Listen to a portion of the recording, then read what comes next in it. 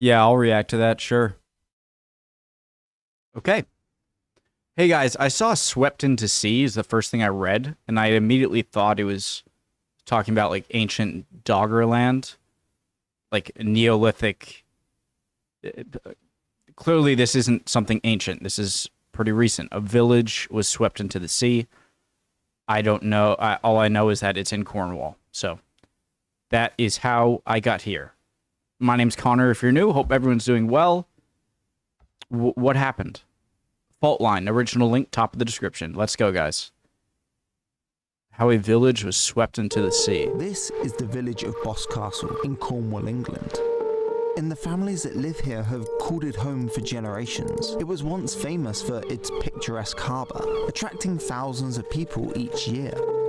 But on the Your landscape is so beautiful. Oh my god. 16th of August 2004, that all changed. And all of a sudden these huge raindrops started covering the windscreen. A procession of cars cascading down the flooded streets. Dozens of people trapped. And it got worse and worse and worse. Cars and homes are washed away. A number are reported missing. It really was the perfect storm. I remember seeing those clouds. I wasn't in Boscastle, but nearby on a family holiday, watching the news in disbelief. This flash flood was reported across the world, and then once the media... Watching your home that was just completely fine a day ago be swept away by a natural disaster must be the most awful, helpless feeling I can imagine. This flash flood was reported across the world, and then once the media had had enough, Boscastle faded from the headlines. Classic media. So we're going to look at how all this unfolded.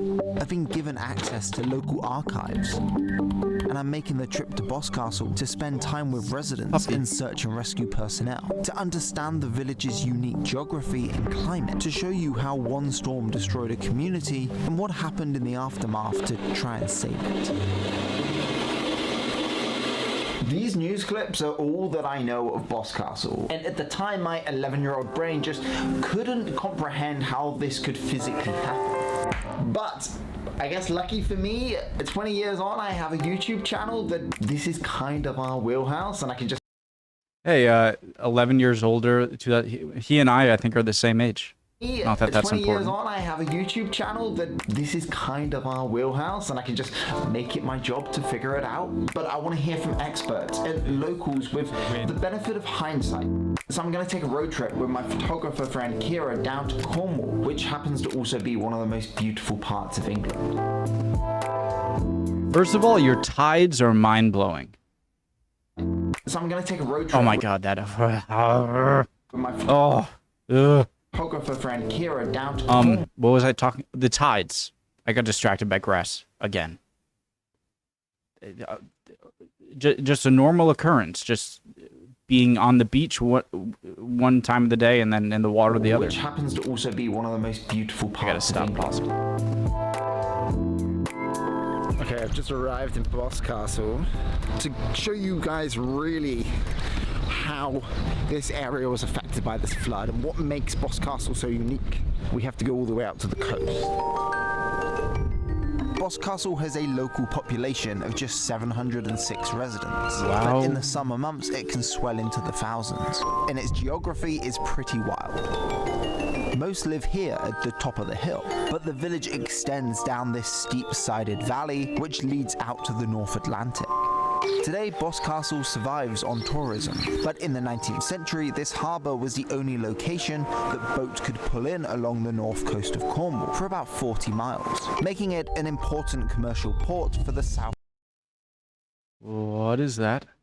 Coast of Cornwall for about 40 miles, making it an important commercial port for the southwest of England.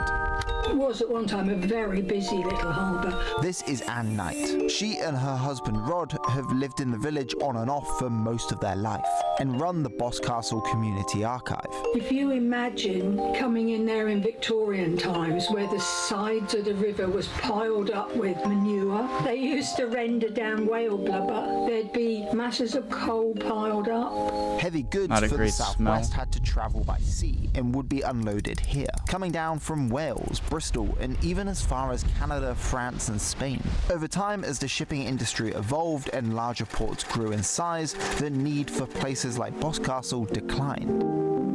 But the village adapted, and there's always been a deep sense of belonging and community here. Rod's got family in the village who have got records going back to the 1400s. And buildings like the Harbour Light have stood here for 400 years. And these charming paintings of the village started drawing people from across the country.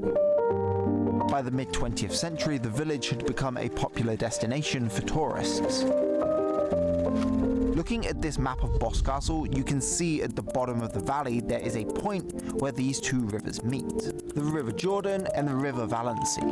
And it's these rivers, plus Cornwall's unusual climate, that we need to look at to understand how Boscastle turned from a charming little village into this. So, because of the kind of hinting at because this is such a probably seldomly overflowing, but it can happen, as we're about to see, when there's an extreme amount of rain, this lower river entry into the ocean becomes a torrent where anything in this funnel goes up. I'm not a meteorologist. I should. These two rivers. But there was just an insane amount of rain that we're about to see that just turns this from a low-lying stream to a full funnel torrent of water that wipes away any buildings that are in its way. Meet the River Jordan and the River Valency. And Pausing it's too these much, rivers, sorry. plus Cornwall's unusual climate, that we need to look at to understand how Boscastle turned from a charming little village into this. Pushing cars like it's Maybe nothing. you can now see why Boscastle is such a unique bay. It's tucked away, there's these rivers that are streaming down from the valleys, and Cornwall has its own microclimate. Now, do I understand microclimates properly? No, I don't. Do I know somebody that does? Yes, I do.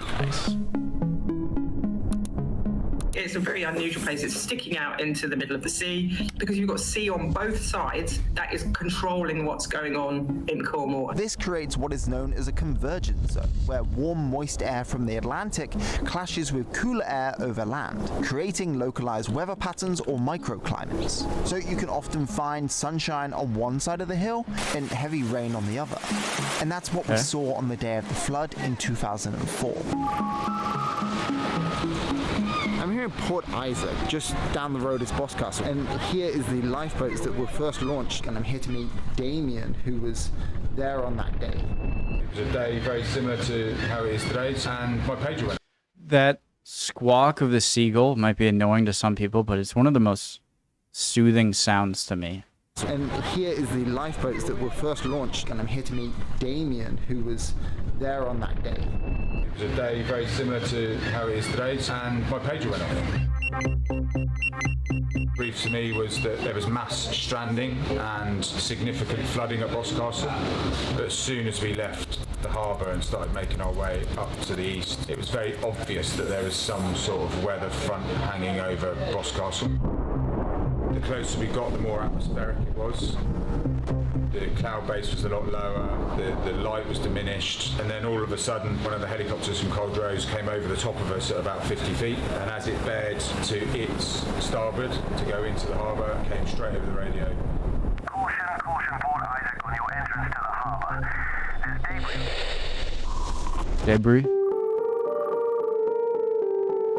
Like in Port Isaac, the weather in Boscastle has started like a perfect summer's day, at the height of the tourist season, with estimates of around 1,000 people visiting the village. But around this time, the weather is starting to change. Rhode was a postman and was telling us how he had just finished his shift for that day. Got back to Campbellford, sweltering hot, and I got about halfway back, and all of a sudden these huge raindrops started covering the windscreen. And out over here in the dunes was this huge, great, dark, black cloud. Coastal winds from both sides of the Cornish Peninsula converged over Boscastle. And when those two winds meet, there's only one place they can go, and that's upwards. These black clouds shot up to 40,000 feet. got back here, parked up. I put my waterproof coat on and it got drenched. I got drenched inside and out. Okay, it was that heavy. This torrential rain showed no sign of stopping. And my neighbour across the road at the time was Sue, and she was looking out of her bedroom window because the rain was beginning to fill the storm drains out there. And then she looked down from her bedroom window and she could see water at her front door. I think I better go down, she said, and put a towel behind the front door. And it got worse and worse and worse. When you see a lot of rain, I don't remember ever seeing, even at this point in the video, I'm sure we're going to see even more rain earlier. When it's going down the storm drains, it's fine.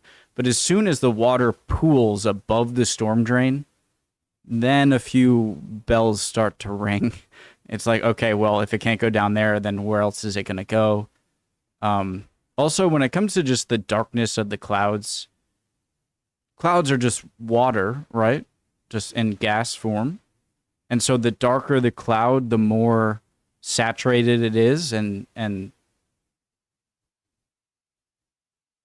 I'm no expert, as you can tell. Just darker cloud equals more water in the cloud means more rain. I'm assuming. And it got worse and worse and worse. It was actually quite terrifying. Anne and Rod live at the top of the village and know that the worst is yet to come for those at the bottom of the valley. Coming down from the top, it was bringing a load of rubbish down with it. And we did actually have a half-grown tree come down. The way it can move heavy objects is The terrifying. situation is getting much worse. The two rivers have converged. The river started rising at quite a horrendous rate. At 3:45 p.m, the river bursts its bank, and people are struggling to get through the water. It just changed into something that's terrifying. You can't imagine that's the same river in the same place, but of course it is. At the top of the village, the river has overwhelmed the car park. Cars are swept away towards the village, where locals and tourists are trying to escape to higher ground. By 4 p.m, it's been continuously raining for 4 hours, and with the rising tide in the harbour, Boscastle is engulfed on all sides. Thank you guys calling through the police. What's the emergency? There's a flood here, really bad flood here, and people are getting injured. And we need some emergency services down here. Emergency services have been alerted and are en route, as well as the media, who begin reporting on the unfolding events. It's not so much just the water that terrifies. I'm positive. It's like what's in the water that's flowing with the water. It could be rusty, barbed, or rusty pieces of metal in wood and stuff. And then if that hits you, that's going to cause a lot of damage. Not to say that the water itself wouldn't be powerful enough to cause some damage. A massive rescue operation is underway as a flash flood deluges a Cornish village. Looks like Princess water, Diana. Which is almost unimaginable, has ripped its way through the centre of this village. At 4:35 p.m, the first rescue helicopter arrives on the scene to find people stranded as the flood consumes the village and a major incident is declared. On land, they have created a perimeter and moved people up the hill away from the danger. At 4:55 p.m, the RNLI lifeboat from Port Isaac, led by Damien and 2 other crew members, arrive at the entrance to the harbour. Visually, what we were seeing was completely abnormal. The noises, the lightning, the hail hitting our helmets, the cars crunching up against the cliffs. You couldn't smell the sea. It was all oil and fuel. It was so overwhelming. It was one of those mind-blowing moments. So we came in here, and then we got to here. The helicopter was here. Yeah. And then. Caution, Port Isaac on your entrance to the harbour. There's debris on its way out to you. 10 seconds later, Volkswagen Passat with a caravan on the back came around the corner. And it's not just vehicles. Basically, anything you can imagine being stored in people's gardens is coming towards them. We were planning to come into the harbour and do all sorts, but we had no concept of what was going on. We spent all of our time searching the cars, and then we would sink them about there. So we'd smash the windows, get them sunk, get them out of the way. Meanwhile, in the village, it's a race against time for the rescue teams to try and get those who are stranded in buildings, on rooftops. In the end, I just clung to the stream pipe because that was all I could do, and screamed and knew the only way I was going to go if someone didn't get me was into the sea. All the debris is getting stuck between the bridges and buildings until the pressure becomes too much, and like a dam breaking, it sends a chain reaction down. You guys know what I mean? But like, part of me thinks like if I had to go over here, if this was all just pure water, maybe I can make it, but you'd go downward. It's what I don't see that's being carried with the water. If those cars are being pushed like little toys, then what else is in there? And if I step in, what is going to ram into me? Pressure becomes too much. The debris is getting stuck between the bridges and buildings until the pressure becomes too much, and like a dam breaking, it sends a chain reaction downstream as the momentum of the water picks up, causing a 10-foot wave to rip through Boscastle. We could see buildings crumbling around us. The 400-year-old harbour-like building has water gushing through it, and all of a sudden, it just crumbled like a pack of cards. At 5:10 p.m., the pilot of the rescue helicopter sends out this report. Rescue 1 having 3 to control. Pass to all emergency services, this is a major incident. We request all the standby aircraft available and all available land-based emergency services as we are in danger of losing Boscastle and all the people in it. Soon after, there are 8 rescue helicopters in a flight pattern over Boscastle. There's only room for 1 aircraft in at a time. Taking turns to descend into the village to rescue people. It's the largest airborne search and rescue entity in peacetime. We are measuring in dozens the number of people We're about to lose a town. I'd be like, what are you talking about? No, we're about to lose a town and everyone in it. In peacetime. We are measuring in... Sorry, I have my... Airborne search and rescue entity in peacetime. We are measuring in dozens the number of people we've had to rescue. People trapped in trees, people trapped in cars, 2 adults and the baby we managed to save. One of my friends, Jane, she lives in a house behind the big lawn. Her husband was very ill. He did have to be lifted out by helicopter. By 8 p.m., over 100 people have been winched to safety. The storm has passed and the water is starting to recede. The reports that came out afterwards stated that over 5 hours, 8 inches of rain fell over Boscastle. To put that into perspective, 8 inches is nearly 3 times the average monthly rainfall. So I'm not positive, but I think we get a lot of snow over here in the winter, but I believe about 1 inch of rain would be equal to about 1 foot of snow, okay? 8 inches... So that'd be about 8 feet of snowfall. Snowfall is much easier for me to put into perspective because it falls on the ground, it stays, and you can measure it. 8 feet is insane. And that's what I would see 8 inches of rain for. If I'm correct and anyone knows, please correct me. But for the UK. But it was quite a wet summer, so those fields above Boscastle were very wet already. And the rivers have been neglected. They were clogged up and the vegetation was overgrown, which acted essentially as a barrier, causing the floodwaters to back up and increase in pressure until it broke, causing a chain reaction down the valley, increasing in speed and force. When the flood hit the village, we saw that amplified, with cars and other debris getting stuck under these bridges. This was like one of the sticking points. Okay, imagine like a lock, right? Holding back water.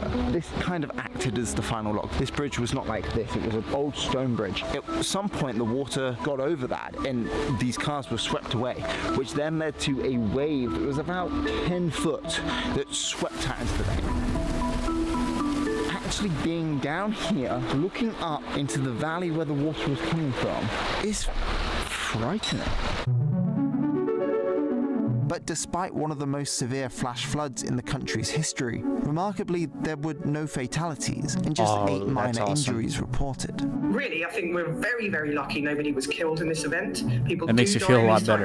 Of flash flood events all the time, and often because it's so fast. In the immediate aftermath, people were taking... All right, so people are safe. Now I'm worried about the historical buildings, okay? Flood events all the time, and often because... That 400-year... I didn't say anything because my mind was on, like, a 400-year-old building. That sucks in my mind, but it's better. I'm more worried about the people. No one died, and now I'm really sad that building so fast. In the immediate aftermath, people were taken to a leisure centre for shelter, while emergency services began searching through the wreckage, ensuring everybody was accounted for and assessing the safety of the remaining buildings. 58 properties were flooded, 4 were destroyed, and around 150 vehicles were swept out into the harbour. Other nearby villages, including Crackington Haven, were also affected by floods. Instantly, the next day, everyone was down there offering help. Jane's house was completely trashed. It had mud 2 foot deep in it, and I went down probably for several weeks to help out, try to shovel this mud out, rescue all her treasures and things that were lying in the mud. The work to restore Boscastle took place in the down season between October and May. Estimates put the cost of damage and loss of income at £50 million. By 2005, most shops and restaurants had reopened. The harbour light that had been swept away was rebuilt, and flood defences in the village were improved, and part of that effort involved deepening the river. Looking at it now, this beautiful, quaint little village, you wouldn't have known what had happened all that time ago. 20 years on, there's no signs or plaques pointing to what happened on that day, and I get the sense that locals would rather keep it that way. But I love the Cornish flag. Happened on beautiful flag. Day, and I get the sense that locals would rather keep it that way. But I was told if I visited the Cobweb Inn on a Friday afternoon, I'd find people who were up for talking about it and what it's been like since. So I guess I'm gonna go and drink and try and speak to some people. I will join. Auntie lives here, so she like walks around and goes, we're here visiting her. Oh, okay. So she's told you about it? Yeah. I mean, I don't remember it. You and your husband run this pub? And what do you remember about... God, she looks like my grandma like a decade or two ago. Well, I had to go to a midwife appointment in Camelford, and they told me you're not going to be able to get back. We had a lot of water in there. We had we're built for the flood. The older buildings here, we always flood. There's a history of flooding in Boscastle. But not like this. In 2004, nothing like this had been so well documented, at least in the UK. But as I found out, Boscastle is prone to flooding. But then you look at those steep-sided valleys and you can... Just look at that one. I don't want to go unless I find it right away. I'm not going to go all the way back. Oh.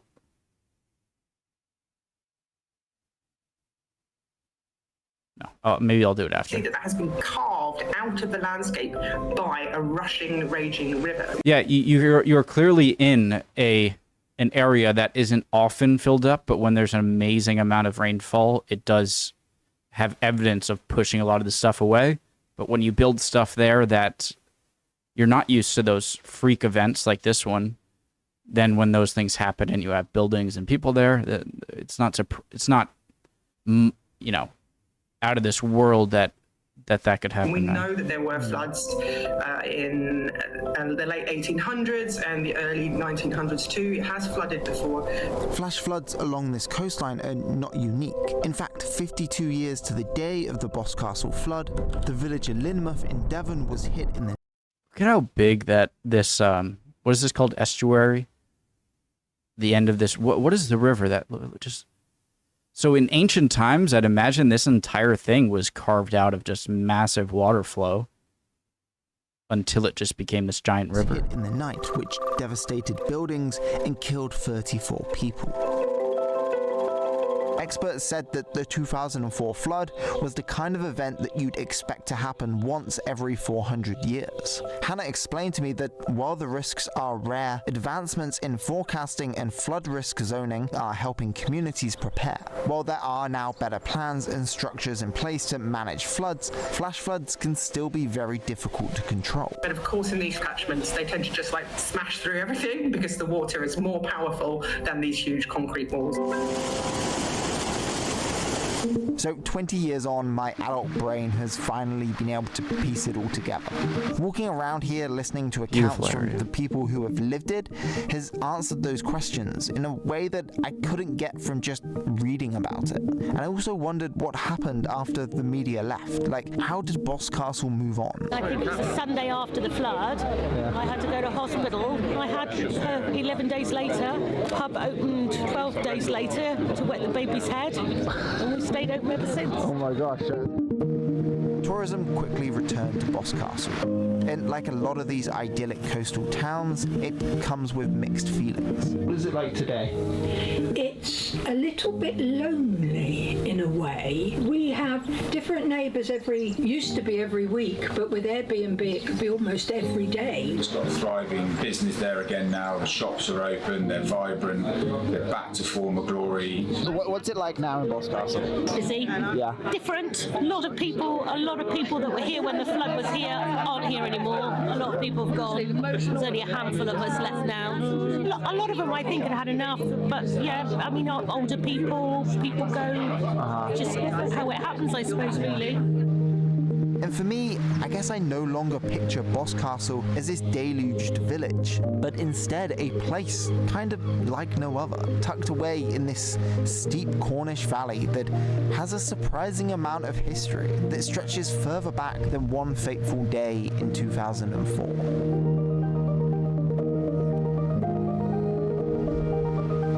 Amazing video. Does he have any like sponsors or anything? Oh wait. Gathered from public. He does. Okay, so I'm gonna play through that, but I just want to say, of course, this is just one event in the entire history of a town, but it's a very significant event, and so to me, it obviously wouldn't define the town, and even if it did, it's a story of struggling and then moving on pastward and succeeding. But also, before I go on to the sponsor here, the point where they were talking about the large amount of vegetation that actually led to more flooding, I was surprised because I didn't say it at the time, because I thought that would be a benefit. But the fact that it actually, rather than having a more steady, albeit larger flow, but steadier over time, it just built up like an eddy in a dam and then just released a giant wave, which I'm sure caused even more destruction. Which I'm sure caused even more destruction than if it was just a more constant but larger constant flow of water. Does that make sense, I hope? Love you guys. Hope you're all doing well. We're going to play through here. If you don't want to watch, it's up to you. And hopefully I'll see you guys next time, all right? I want to at least get any codes and anything he has. Thank you to Delete Me for making this video possible. As we've seen, unexpected events can have lasting effects. Like the flood that altered Boscastle, our personal information is out there vulnerable to exposure and misuse. But unlike a flood, you can take control before a disaster strikes. That's why I personally use Delete Me to protect my privacy. Did you know that there are data brokers out there that are collecting and selling our personal information, gathered from public records and other sources without you even knowing? This opens us up to risks like identity theft and becoming a target of phishing scams. Delete Me steps in, removing your information from hundreds of these sites, keeping your data private, and you can see reports on where your data was found and how many places Delete Me Sometimes I watch so many videos, my legs start to go asleep. So I gotta stretch. Don't need to worry. You can get 20% off the Delete Me US consumer plan when you either scan the QR code here or go to the link in our description and use our promo code at checkout. Thank you for watching this video, and if you want to see some of these uncut interviews, they are all up on our Patreon. Check out. Thank you for making. All right, so promo codes, make sure to use them if you're interested, guys. This did come up only a few months ago, so I'm sure they're still in place if that interests you. Go to the link in our description. Join deleteme.com/faultline, code faultline. All right. Not only is it going to save you some money, but also helps them out. So I want to make sure I do that for anyone's content I'm watching here. Love y'all. Hope you guys are all doing well. And hopefully I'll see you guys next time. We'll keep on learning. Bye, guys.